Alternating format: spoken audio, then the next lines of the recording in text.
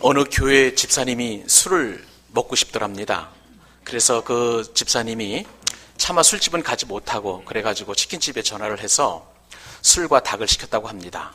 근데 이 술이라는 게 술술 넘어가가지고 시킨 그 술과 그 다음에 닭 양에는 만족하지 못하고 더 먹고 싶어서 전화를 했더랍니다.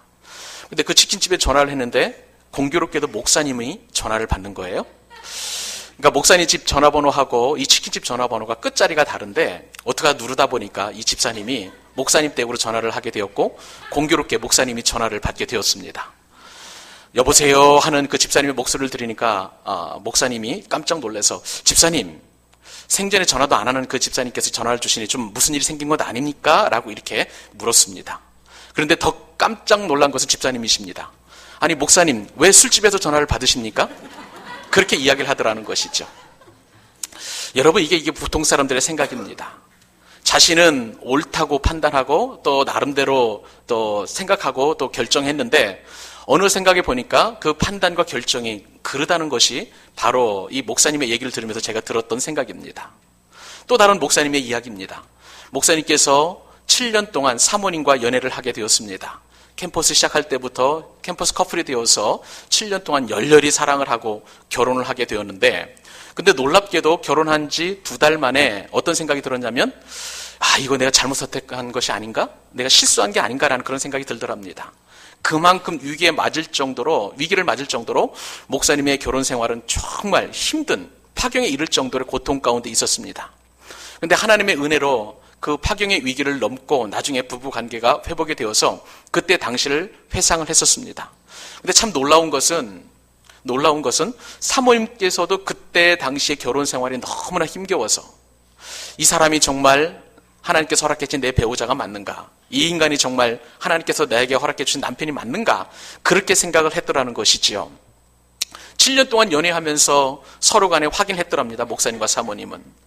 서로 간의 배우자, 하나님께서 허락하신 배우자인가, 또 하나님께서 주신 그 귀한 믿음의 또한 남편과 아내인가 라고 이렇게 확인하고 또 확인해서 결혼했음에도 불구하고 서로 간에, 목사님과 사모님 간에 이 인간 정말 하나님께 나에게 주신 인간인가, 배우자인가라는 그런 의심을 하더라는 것이죠.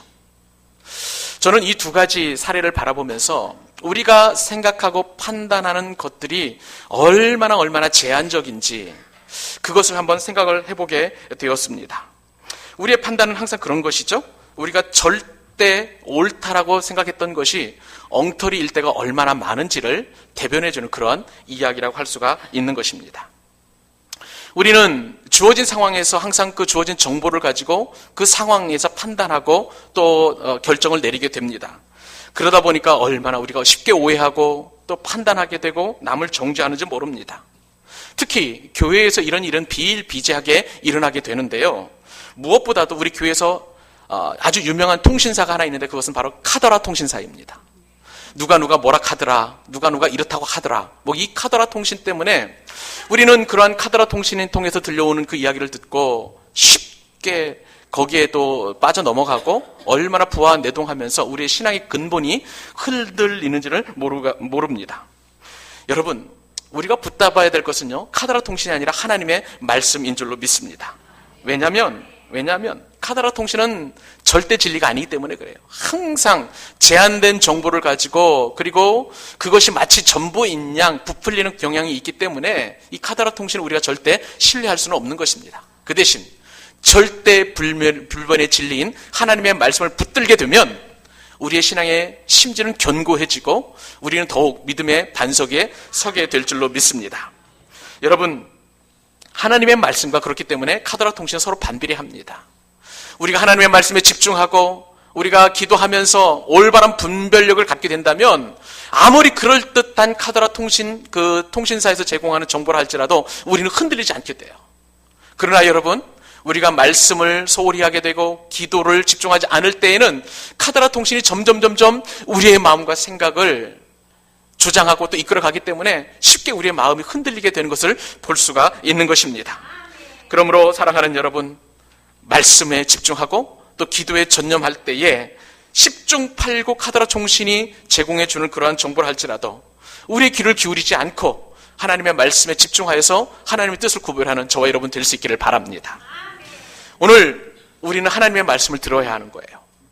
설교를 통해서 하나님께서 과연 이 본문을 통해서 우리에게 무엇을 말씀하실까 하는 늘 기대감으로 하나님의 뜻을 분별해야 될 줄로 믿습니다. 하나님께서 말씀하시면 그 말씀에 순종해야 할 것이고 또 아멘으로 화답할 뿐만 아니라 그리고 그 말씀대로 살려고 결단해야 될 줄로 믿습니다. 그렇게 되면 하나님께서는 그분의 일을 우리를 통해서 나타내 주시는 것입니다.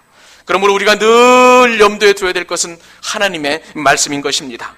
그리고 그 말씀에서 하나님의 뜻을 분별하면서 집중적으로 순종해야 될 것입니다. 그런 다음에 우리가 해야 될 일이 있어요. 그것은 무엇이냐면 이 하나님의 말씀에 순종한 단계에서 더 나아가서 우리 가운데 있는 불신앙의 요소들을 다 제해 버려야 된다는 것입니다. 뿌리째 뽑아내야 된다는 것이죠. 그것을 일컬어서 오늘 설교 제목과도 같이 발본색원이라고 합니다. 이 발본색원이라는 말은 좋지 않은 일의 근본이 되는 모든 요소를 완벽하게 제거해버리는 것. 그것이 바로 발본색원이라는 것입니다. 여러분, 만약 우리 가운데 숨겨져 있는 죄라든지 불신앙이라든지 혹은 하나님께서 기뻐하지 않는 요소들을 발본색원하여 모든 것을 제거해 버린다면 하나님께서는 하나님의 뜻이 땅에서 이루어진 것처럼 이 땅에서도 저와 여러분을 통해서 이루어 주실 줄로 믿습니다. 그러므로 우리는 오늘 말씀을 통해서 우리 가운데 숨겨져 있는 그리고 교묘하게 감춰져 있는 모든 불신앙의 요소들을 발본색원해야 될 줄로 믿습니다. 그렇다면 여러분, 오늘 본문 가운데서 숨겨져 있는 그 죄악이나 혹은 불신앙적인 요소들은 무엇일지 한번 생각해보고 저와 여러분은 이러한 요소를 통해서 우리를 깨닫게 하시고 회개케 하시는 성령님의 음성을 들을 수 있기를 바랍니다. 오늘 본문을 통해서 발본색원해야 될 그런 어떤 죄악들은 무엇일까요? 첫 번째는 바로 불신앙이라는 것입니다. 우리는 불신앙을 발본색원해서 이것을 하나님 앞에 온전히 드러내므로 우리는 새로운 또 삶의 그리고 신앙의 차원으로 나가야 되는 것입니다. 우리는 여호수아서를 통해서 계속해서 하나님의 뜻을 구하고 있습니다. 우리가 잘 아는 것처럼 이스라엘 백성들은 고통과 압제 속에서 있었던 그런 애굽 생활을 청산을 하고 이제 광야로 나아가게 되었습니다. 그리고 광야 생활을 거쳐서 이제 이스라엘 백성들이 요단강을 건너고 그리고 요단강을 거친 이후에 그 여리고성을 무너뜨리게 되었고 잠시 패배했지만 아이성까지도 정복하는 놀라운 성과를 이루게 되었습니다. 그런 다음에 가나안 남부 연합군들, 즉 예루살렘의 왕이었던 아도니세덱을 비롯하여 남부 연합군들이 참으로 그 연합군을 형성해서 그 동맹군들이 이스라엘과 대적을 했지만 이스라엘 백성들은 승승장구하는 큰 은혜를 경험하게 되었습니다. 아얄론의 해가 머물고 그 다음에 또 달이 머물 정도로 큰 기적이 일어나서 가나안 남부 연합군들을 무찌르는 큰 성과를 얻게 되었죠. 그리고 그 이후에 이제 하솔 왕 야빈을 비롯한 12왕들이 이제 연합군과 동맹군을 형성해서 이스라엘 백성들을 침공하게 되었습니다. 그때 메론 물가에 진쳤던 그들을 다 물리치게 되었고 그리고 그들이 가지고 있었던 군마와 그리고 병거들을 다 물리치고 완벽하게 승리가 그들 가운데 주어지게 되었습니다. 그리고 이러한 모든 전쟁이 완료가 된 이후에 오늘 본문에 따르면 여호수아가 가나안 땅을 점령하였다라고 성경에 이렇게 기록이 되어 있는 것을 볼 수가 있습니다. 16절 말씀을 보십시다. 이 말씀에 따르면 여호수아가 이같이 그 온 땅 곧 산지와 온 네겝과 고센 온 땅과 평지와 아라바와 이스라엘 산지와 평지를 점령하였으니 이스라엘 여호수아가 점령했다는 표현이 되어 있죠. 그리고 23절 말씀에도 비슷한 표현이 있습니다. 이와 같이 여호수아가 여호와께서 모세에게 말씀하신 대로 그 온 땅을 점령하여. 여러분, 말씀을 드린 대로 지금 여호수아 이스라엘 백성들은 가나안 온 땅을 차지하게 되었습니다. 그런데 오늘 본문 말씀에 보면 이러한 모든 땅들은 과거에 가나안 족속들이 살던 땅들이었어요. 그런데 여호수아가 모든 땅을 점령했다라고 성경에 이렇게 기록이 되어 있고 구체적으로 보니까 17절 말씀에 따르면 그 17절 말씀에 따르면 그러니까 이 가나안 땅의 남동쪽이라고 할 수 있는 세일로 올라가는 그 한락산, 그러니까 에돔 땅입니다. 남동쪽에 있는 에돔 땅인 한락산에서로부터 그리고 북쪽에 보니까 헤르몬산 골짜기, 헤르몬산에 이르는 레바논 골짜기에 있는 바알갓까지 이스라엘 남쪽부터 북쪽까지 그런 영역이 전 본문 가운데 기록이 되어 있습니다. 이처럼 하나님께서 여호수아와 이스라엘 백성들에게 가나안 온 땅을 정복할 수 있도록 은총을 베풀어 주셨는데, 그런데 우리가 쉽게 이 부분에서 좀 잘 동의가 되지 않는 부분은 무엇이냐면, 우리가 성경을 읽다 보면은요, 이것은 단순 시일 안에, 짧은 시일 안에 이루어진 것으로 볼 수가 있습니다. 여호수아서 6장, 7장, 8장, 9장, 10장, 11장까지 이르러서 이제 가나안 온 모든 땅이 정복하게 되었는데, 우리는 이러한 여호수아를 읽다 보면은 뭐 한 10분 안에 다 읽지 않겠습니까? 그러다 보니까 이스라엘의 그 정복 전쟁이 짧은 시간 안에 이루어졌다라고 착각하기 쉬운데, 근데 오늘 성경 본문 말씀에 보면 그렇지 않다는 것이죠. 18절 말씀에 따르면 성경 이렇게 기록이 되어 있습니다. 오랫동안 지속된 전쟁인데 여호수아가 그 모든 왕들과 싸운 지가 그 다음에 어떻게 되었습니까? 오랫동안이라. 오랫동안이라라고 이렇게 성경에 기록이 되어 있습니다. 여러분, 성경에는 지금 대여섯 장의 짧은 본문 안에 기록이 되어 있어서 그렇지, 사실은 승승장구하고 그 다음에 하나님께서 함께 하시는 전쟁이었고, 그렇기 때문에 이스라엘 백성들은 모든 가나안 땅을 정복하는 데 있어서 쉽게 정복했던 것만 같고, 그리고 짧은 시간 안에 정복했던 것만 같은 그러한 착각을 주지만 성경에서는 결국 그렇지 않다는 거예요. 그 시간이 오랫동안이라고 이렇게 기록을 하고 있습니다. 이 오랫동안이라는 말은 성경 원어적으로 볼 때에 많은 날들이에요. 많은 날들에 걸쳐서 가나안 정복 전쟁이 이루어졌다라고 성경은 말씀하고 있습니다. 그래서 한번 말씀을 묵상해 보았습니다. 과연 얼마 동안 여호수아와 이스라엘 백성들이 이 가나안 정복 전쟁에 임했을까? 우선 여러분, 이스라엘 백성들 가운데에 여호수아와 갈렙이 가나안 정탐꾼으로 뽑혔을 때 그들의 나이가 성경에 따르면 40이라고 이렇게 기록이 되어 있습니다. 그리고 이제 여호수아 13장에 가면 어떤 일이 생기냐면, 가나안 정복 전쟁에서 남겨진 땅이 있었는데 그 가운데 남겨진 땅이 헤브론 땅입니다.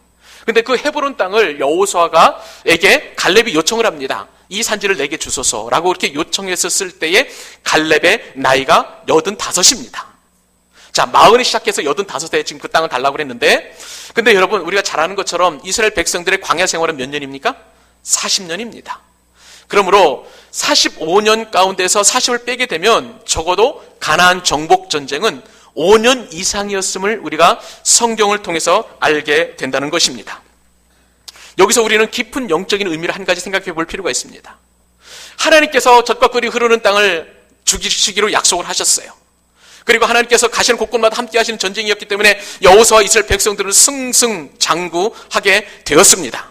근데 마치 우리는 착각하기를 하나님께서 함께 하시고 하나님께서 그 전쟁에 친히 임하심으로 말미암아서 쉽게 정복해 나갈 수 있었다라고 착각을 했는데 그게 아니라는 것이죠. 오랜 세월 동안, 많은 날들 동안 이스라엘 백성들이 전쟁을 치렀다는 사실을 알게 되는 것입니다. 여러분, 이것이 우리에게 과연 어떤 의미가 있을까요? 우리는요, 하나님이 살아계심을 믿습니다. 그리고 그 하나님의 말씀을 신뢰합니다. 그러면서도 우리는 때때로 하나님을 의심할 때가 얼마나 많은지 몰라요. 대표적인 의심 사례 가운데 무엇이냐면 하나님 앞에 조급해하는 것입니다. 내가 기도하면 하나님께서는 반드시 응답해 주시며 약속해 주셨기 때문에 하나님께서는 오늘 기도하면 내일 아침에 반드시 그 응답이 이루어져야 되는데, 저와 여러분은 그렇게 기도 응답을 받아본 적이 거의 없어요. 항상 기도 응답은 늦게 그리고 더디게 되는 것을 볼 수가 있습니다. 이런 삶 가운데서 우리는 쉽게 절망하고 좌절하게 되는 것을 볼 수가 있습니다.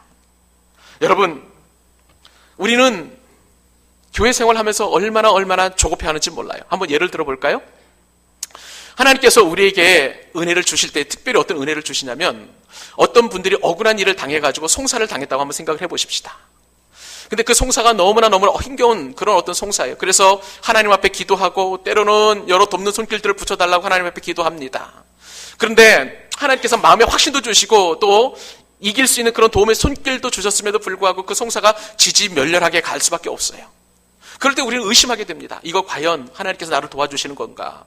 하나님께서 살아계시기라도 한 것인가? 왜 빨리 이 문제 해결되지 않을까라는 그런 깊은 절망을 우리가 갖게 된다는 것이죠. 또 때로는 우리가 교회에 다니면 쉽게 술과 담배를 끊을 것으로 생각하게 됩니다. 그런데 보면 여러분 아시겠지만 지금도 여전히 술을 드실 수 있고 또 담배를 피우실 수도 있는 거예요. 금방 이 주초 문제 해결되지 않습니다. 또 예수 믿게 되면 나의 과거의 어떤 그런 나쁜 습관들이나 죄악들을 쉽게 청산할 수 있을 것으로 생각이 되는데 여전히 나는 변화되지 않은 상태로 그대로 남아 있어요. 그러다 보면 우리는 얼마나 절망스럽고 좌절하게 되는지 모릅니다. 바로 이스라엘 백성들, 오늘 본문 가운데 드리워진 그 이스라엘 백성들의 가나안 정복 전쟁이 바로 그런 상황 가운데 놓여 있었다는 것입니다. 그러나 사랑하는 여러분, 내 삶이 변화되지 않은 것만 같이 느껴질지라도, 내 삶에 또한 어떠한 극적인 변화가 없다 할지라도, 그러나 하나님께서는 반드시 살아계시고 지금도 저와 여러분의 싸움을 대신 싸우고 계시는 줄로 믿습니다. 우리가 분명히 신뢰할 것이 하나 있어요. 하나님께서는 어떠한 상황 가운데서도 우리의 삶에 직접적으로 개입하시고 지금도 역사하신다는 사실입니다. 여러분, 우리는 이 믿음을 굳게 지켜야 돼요. 하나님에 대한 불신, 하나님에 대한 의심, 이것은 전체적으로 불신앙이라고 할 수가 있는 것이죠. 여러분, 분명한 것은 하나님께서는 하나님의 때에 역사하시고 반드시 그 뜻을 이루어 주시는 줄 여러분 믿으시기 바랍니다. 이것을 일컬어서 카이로스의 타임이라고 얘기해요. 그냥 우리가 이 땅을 흘러가는 시간은 그냥 크로노스의 타임이에요. 그것은 그냥 일반적인 흘러가는 시간입니다. 그런데 유독 그 시간 가운데서 하나님께서 내 삶에 개입하시는 시간이 있어요. 하나님께서 개입하시면 나의 기도 응답이 이루어지고, 하나님께서 개입해 주시면 나의 삶을 변화시켜 주실 뿐만 아니라 하나님께서 개입해 주시면 나의 모든 것들을 온전하게 이루어 주실 줄로 믿습니다. 결국은 우리가 선택할 것은 하나님의 카이로스의 타임이 임하도록 그 하나님의 정해진 시간표에 하나님의 뜻이 이루어질 수 있도록 길이 참고 인내하는 것이에요. 이것이야말로 참된 신앙인 줄 여러분 믿으시기 바랍니다. 그렇기 때문에 하나님에 대하여 불신하고 의심하고 하나님께 대하여 전폭적으로 의지하지 못하게 하는 그 불신앙을 발본색원하실 수 있기를 바랍니다. 그리할 때 하나님께서는 우리의 삶을 풍성하게 해주시고 하나님의 놀라운 개입을 통해서 하나님의 뜻을 이루어 가시는 하나님의 영광을 바라보게 하여 주실 줄로 믿습니다. 그 영광스러움을 경험하는 우리 믿음의 용현도교회 성도들 될 수 있기를 주님의 이름으로 축복합니다. 오늘 말씀을 통해서 또한 우리가 발본색원해야 할 죄악들이 있습니다. 두 번째 죄악은 무엇이냐면 하나님의 탓으로 돌리는 책임 전가입니다. 우리는 얼마나 하나님의 탓으로 돌리는 길을 좋아하는지 모릅니다. 여러분, 오늘 말씀을 통해서 우리가 시선을 집중해야 될 그런 말씀이 하나 있는데요.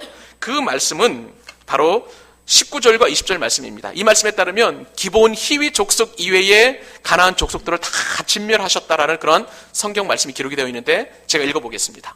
기본 주민 히위 족속 외에는 이스라엘 자손과 화친한 성읍이 하나도 없고 이스라엘 자손이 싸워서 다 점령하였으니 그들의 이 마음이 완악하여 이스라엘을 대적하여 싸우러 온 것은 여호와께서 그리하게 하신 것이라. 여러분, 여기서 이 말씀에서 주의해야 될 말씀, 집중해서 보아야 될 말씀이 바로 마음이 완악해졌다는 표현이에요. 그리고 이스라엘을 대적해서 싸우러 온 것은 여호와께서 그리하게 하셨다. 그리하게 하셨다는 그런 표현입니다. 가나안 땅을 정복해 하라는 그런 하나님의 명령에는 가나안의 7 족속들이 있었습니다. 그 7 족속에는 가나안, 헷, 히위, 브리스, 기르가스, 아모리, 여부스 족속인데 그 가운데 우리가 예전에 살펴보았던 것처럼 기본 히위 족속만큼은 거짓말로 화친을 했지만 하나님께서 약속을 지켜주셨기 때문에 그들은 살아남을 수 있었어요. 나머지 족속들은 다 멸망했는데, 근데 이 말씀 잘 보시면 그 멸망당한 족속들은 마음이 완악해졌다. 첫 번째 이유가, 멸망당한 이유가 바로 그들의 마음이 완악해졌기 때문이고, 또 다른 이유는 이스라엘을 대적하러 싸우러 그 이유가 여호와께서 그렇게 하셨다는 거예요. 여호와께서 그렇게 하셨고, 또 그리고 그 뒤에 말씀을 보면 그들을 진멸하여 바치게 하여 은혜를 입지 못하게 하셨다라고 이렇게 성경에 기록이 되어 있습니다. 쉽게 생각을 해보면 이 말씀을 통해서 우리가 생각을 하게 되냐면 하나님께서 그들을 진멸시키셨기 때문에 하나님 탓으로 돌릴 수 있다는 거예요. 하나님 탓으로 책임 전가를 할 수 있는 그 말씀이 오늘 본문 가운데 기록이 되어 있습니다. 그런데 여러분, 정말 하나님께서 그들을 그렇게 진멸하도록 그렇게 하셨을까요? 전적인 하나님의 탓일까요? 우리는 이 말씀을 깊이 한번 생각을 해보아야 된다는 것입니다. 우선 여러분, 마음이 완악하다는 것은 원문적으로 볼 때에 고집을 피운 것을 말하는 거예요. 고집을 피운 것을 말하는 것입니다.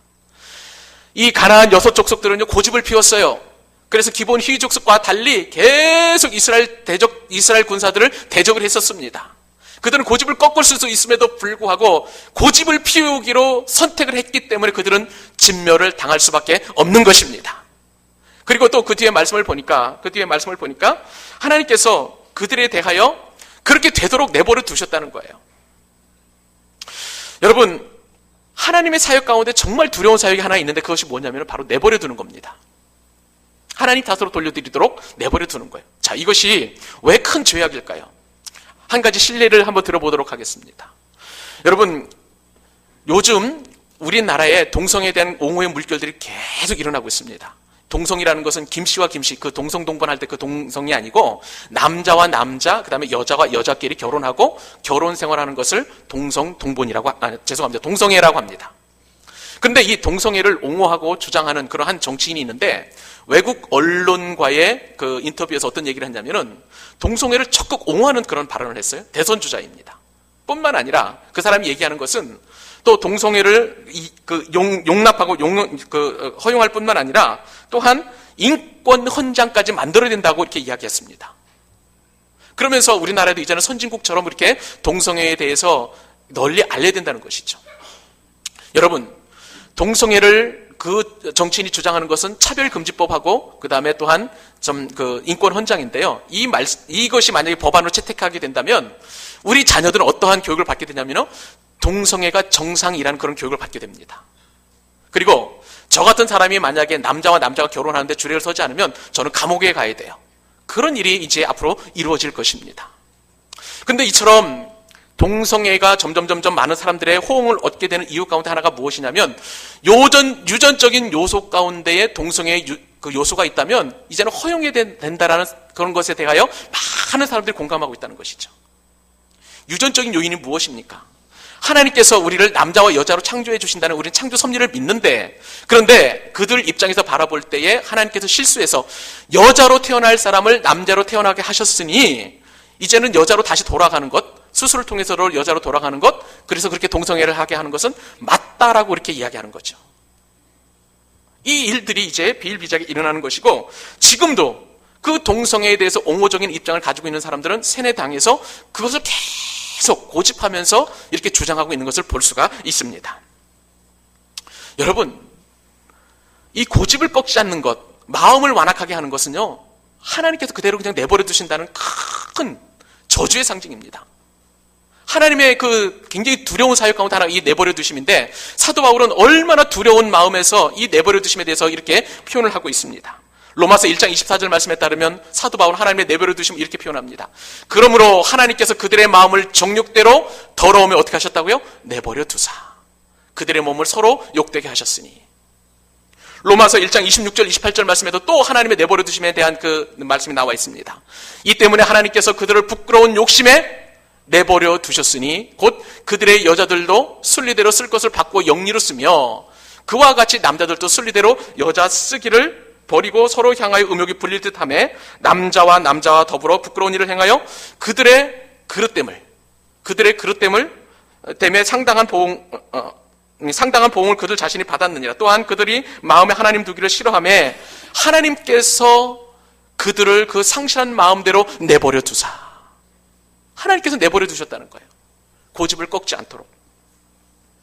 여러분, 이 내버려 두심은요, 하나님의 진노이자 심판이심을 여러분 믿어야 될 줄로 믿습니다. 하나님께서는 우리를 사랑하신다는 증거로 징계하실 때가 있어요. 그 징계는 것은 하나님이 나를 미워하신다는 증거가 아니라 오히려 나를 사랑하신다는 놀라운 축복이에요. 그런데 하나님께서 정말 싫어하시는 사람 그냥 내버려 두시는 거예요. 그대로 하도록 내버려 두시는 거예요. 여러분, 이런 일들은 교회에서도 마찬가지입니다. 하나님께서 그냥 교회 다니는 사람들에게도 내버려 두시는 그런 경우가 있는데, 어떤 사람들은 세상 지위가 높다 보니까 교회에서 봉사하는 일이 시시하게 느껴질 수도 있습니다. 그냥 내버려 두는 거예요. 주일날 이 좋은 날씨에 여행 가기 좋은데, 그래서 그냥 여행 가도록 내버려 두시는 거예요. 어떤 사람들은 그냥 자기 나름대로 하고 싶은 대로, 속에는 옳은 대로 그냥 신앙생활을 하게 하는데 하나님께서 그냥 그대로 내버려 두세요. 아무 일도 일어나지 않고 마치 오히려 더 승승장구하는 것처럼 보여집니다. 자식들이 잘 되고 또한 건강하고 아프지도 않고 하는 일들이 이렇게 있다 보면 정말 내가 신앙생활 잘하는 것처럼 착각하게 만들 때가 있다는 것이죠. 그냥 그대로 내버려 두시는 거예요. 사랑하는 여러분, 내버려 두심은 축복이 아니라 하나님의 저주인 것입니다. 여러분, 오늘 말씀을 통해서 우리는 하나님의 놀라운 뜻을 직접적으로 살펴볼 필요가 있는 것이에요. 가나안 백성들은, 가나안 족속들은 그냥 그대로 하나님을 대적하도록 하나님께서 그냥 내버려 두신 거예요. 그렇기 때문에 이스라엘을 대적하게 되었고 그들을 끝내 진멸하게 된 것입니다.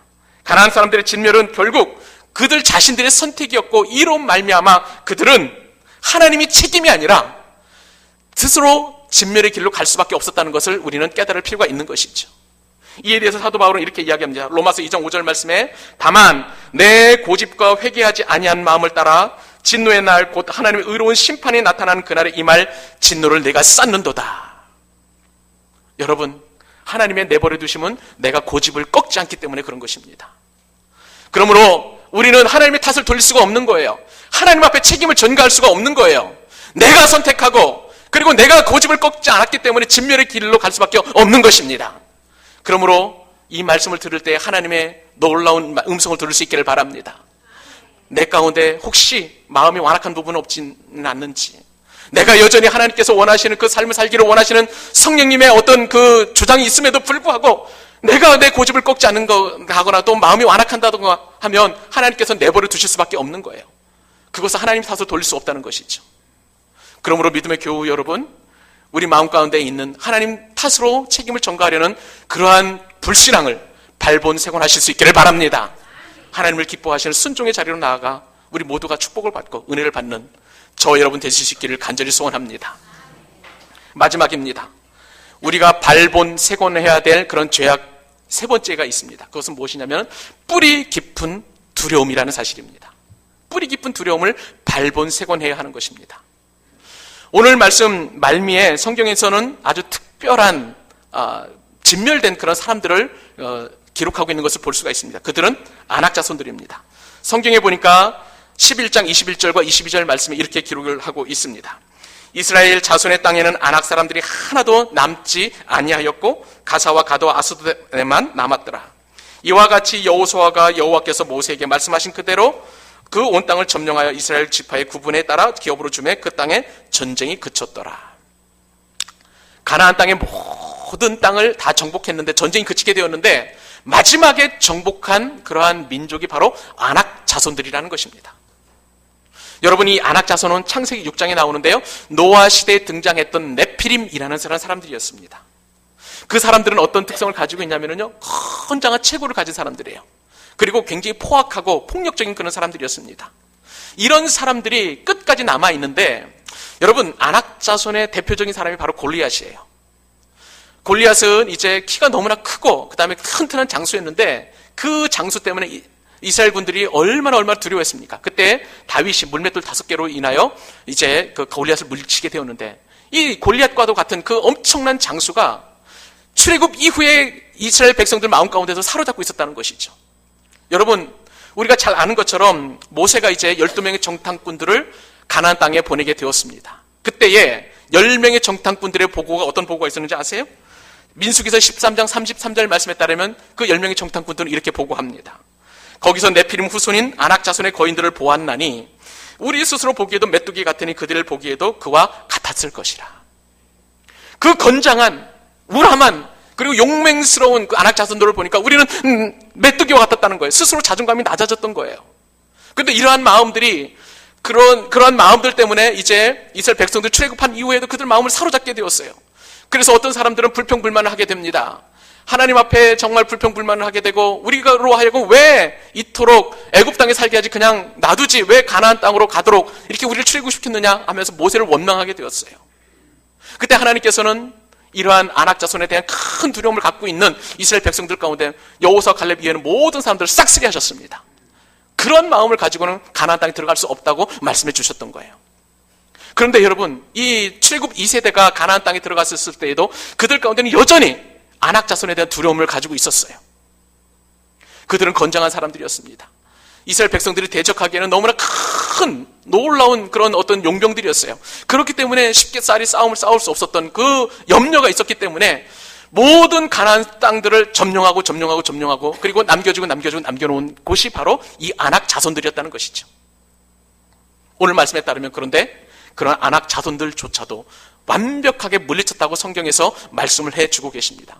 아낙 자손에 대한 승리는 이 땅 가운데 살아가는 저와 여러분이 최후 승리를 얻게 하시는 하나님의 놀라운 사인인 것을 우리는 깨달을 필요가 있는 것이죠. 사랑하는 여러분, 이 말씀이 저와 여러분에게 큰 위로와 소망이 되는 줄로 믿습니다. 왜 그렇습니까? 모든 인간들에게는 안악 자손들로 대변되는 큰 두려움이 우리의 삶을 사로잡고 있기 때문에 그래요. 어쩌면 우리는요, 태어날 때부터 두려움에 대한 것을 가지고 있고 두려움 속에 살아가다가 두려움으로 우리의 인생을 마치고 있는지도 모르겠습니다. 어떤 사람에게는 이러한 두려움, 어떤 사람에게는 저러한 두려움, 모든 두려움들이 우리의 모든 인생들을 다 둘러싸고 있는 것이죠. 그런데 여러분, 이러한 두려움에 빠진 인생 가운데 우리는 어떻게 승리할 수 있었겠습니까? 누가 네피림 후손으로 대변되는 이 안악 자손들과 같은 승리를 경험할 수 있다는 말입니까? 오늘 말씀에 따르면 여호수아서 11장 23절 말씀에 따르면 이렇게 표현이 되고 있습니다.